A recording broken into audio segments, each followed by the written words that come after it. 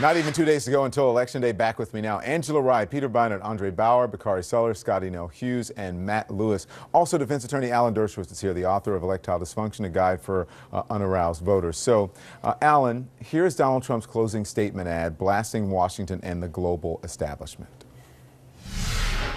The establishment has trillions of dollars at stake in this election.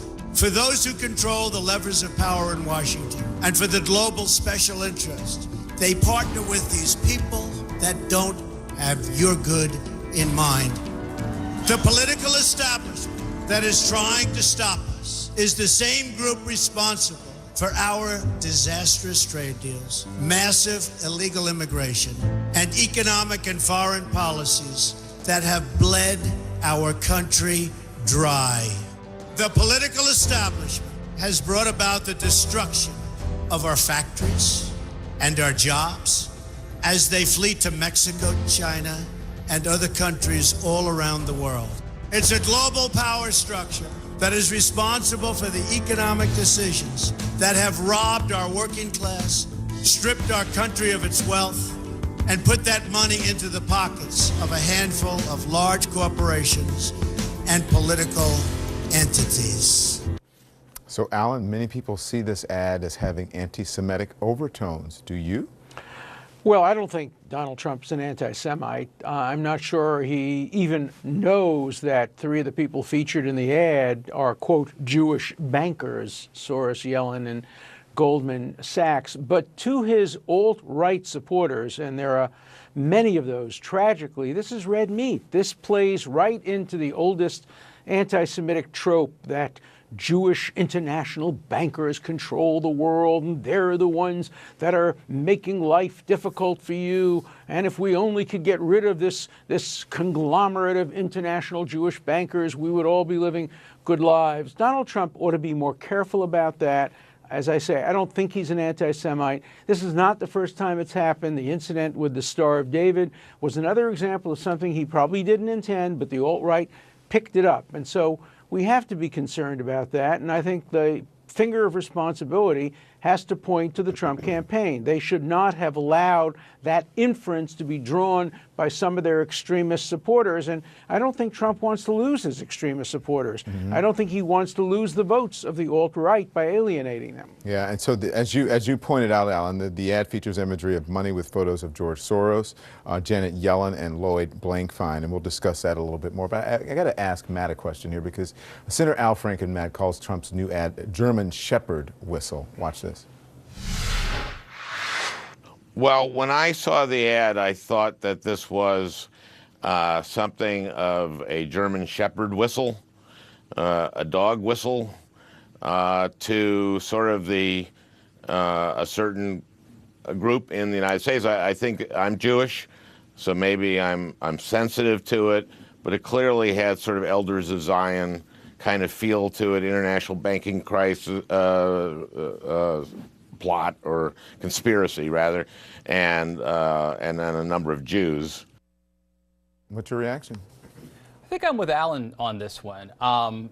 You know, look, a lot of what's in that ad, I think, is true and resonates with a lot of Americans who are not anti-Semitic or racist, but who feel like their way of life is slipping away. Maybe it's the factory that closed down, in Michigan or something. And so I think that Donald Trump, the way that he wins is by talking about he is the change agent and an outsider running against the establishment. He's tapping into the kind of anti-free trade protectionist thing that Bernie Sanders tapped into. You can call that anti-globalism. Some people think that's code word for anti-Semitism. But I think that the thing is, it's about sensitivity. I'll give him the benefit of the doubt on this, but the problem is Trump has a track record of crossing that line. So, it's a slippery slope. And it began. I'm sorry, Angela. But you also cannot disregard the campaign management team over there now. And Steve Bannon, one of his senior advisors, Roger Stone. I mean, they got their chops.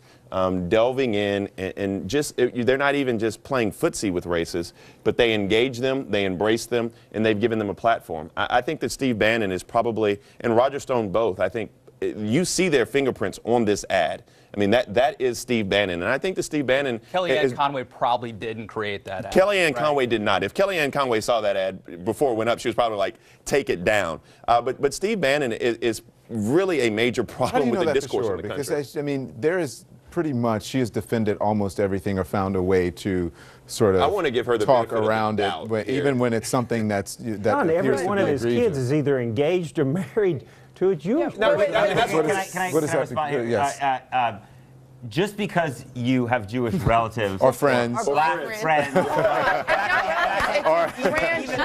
interestingly, even actually, it's a crazy story, but even Adolf Hitler, actually, believe it or not, the doctor who took care of his mother, Adolf Hitler actually protected her, that doctor in Vienna throughout World War II. The problem is, I would like to give Donald Trump the benefit of the doubt. Here's the problem. He's campaigning today with Ted Nugent, a guy who put out a tweet in which he said, who's responsible for gun control, and basically had a bunch of Jewish guys all with Israeli flags on them. He's using this term, he's using the slogan, America First, which is associated with Charles Lindbergh, a notorious anti-Semite. And he had a weird habit a few years ago, you remember, of continually referring to Jon Stewart as John Leibowitz. Now, why does someone do that? This is ridiculous to paint Donald Trump as being anti-Semitic. As he pointed out, can I answer, please? I'm not saying he's anti-Semitic. Go ahead. He has children. He has grandchildren that are Jewish. It's not just distant relatives. These are in his family that he practices. But what's interesting about this, 31 countries right now in the UN do not recognize Israel as an official state, as a Jewish state.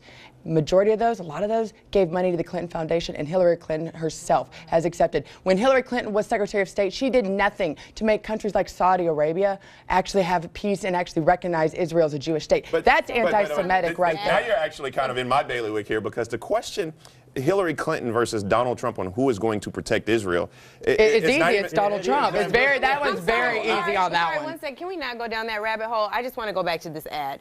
So Donald Trump also, before he was running for president, talked about having a black accountant who had a lazy gene, and he preferred guys with yarmulkes to count his money. So it may not be that accidental. Yeah. You might not be able to give her the benefit of the doubt. Even when it's racism that people may think is beneficiary because it's about money and it seems more positive, it's still racism and it's religious bigotry. Hey, Alan, hold on. I want you to respond to this. This is my colleague Fareed Zakaria. He delivered this as part of his show today. Watch this.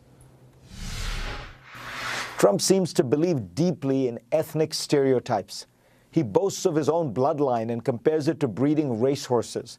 In a 1991 book, one of his associates described him as horrified to see African Americans in his accounting department at 2 of his hotels, saying, quote, "Black guys counting my money? I hate it. The only kinds of people I want counting my money are short guys that wear yarmulkes every day." Trump acknowledged the veracity of these comments in a later Playboy interview before walking it back years later in a 1999 NBC interview, calling it all nonsense. Alan Dershowitz, what's your reaction? Well, I think that his big problem is that he stereotypes. He talks about the blacks love me, the Latinos love me. He doesn't understand that all groups are composed of individuals, and you can be as much of a stereotyper if your stereotype is good. Jews with yarmulkes counting money, that's not an insult.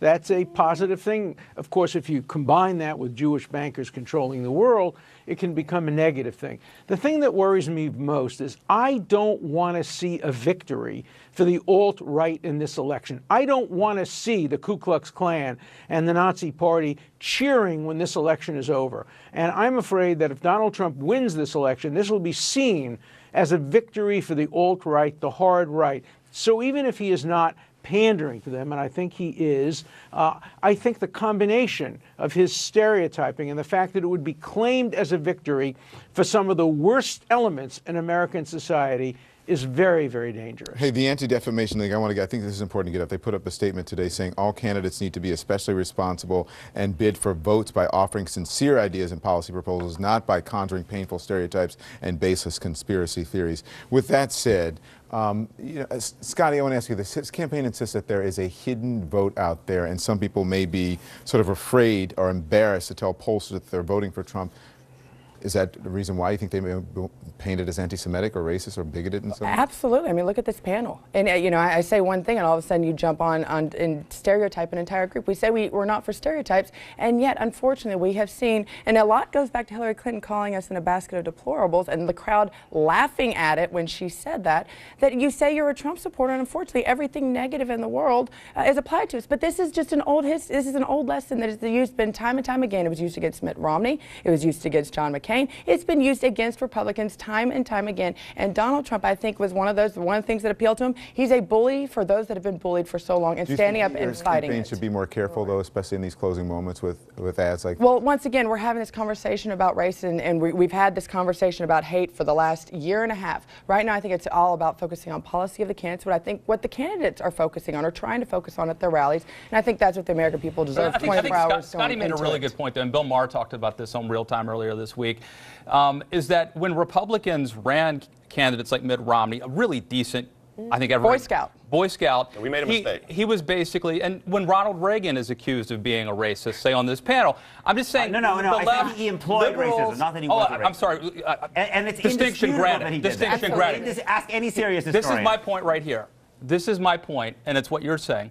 Even the most ironic, kind conservatives are portrayed as racist, evil, misogynistic, and so now Donald Trump comes along, and the guy's a jerk, and he may be an SOB, but he's our SOB, and so you have Republicans and conservatives sort of reflexively, I think, defending the indefensible in some cases. That's part of the story of how Republicans. Does that mean? Hold on. Does that mean it's not true about some aspects of what someone may be saying or their personality or their beliefs just because Donald Trump may be worse on the issue? I mean, maybe there were some. You can be a nice bigot. I'm saying I think Democrats cried wolf, and I think that what happened is that a lot of. Go ahead. No. I actually agree with that, because if you look back over time. And John McCain and Mitt Romney, yeah, I think they would have been bad presidents. Okay, fair point. But Donald They were Trump, decent people. But they were. John McCain is a great human being. Can I add something? You didn't say that at the time. You didn't say that at the time. We shouldn't be. No. But I just wanted to be. I just want to be extremely clear that yes, but Donald Trump is a different element. Absolutely. It's a different animal.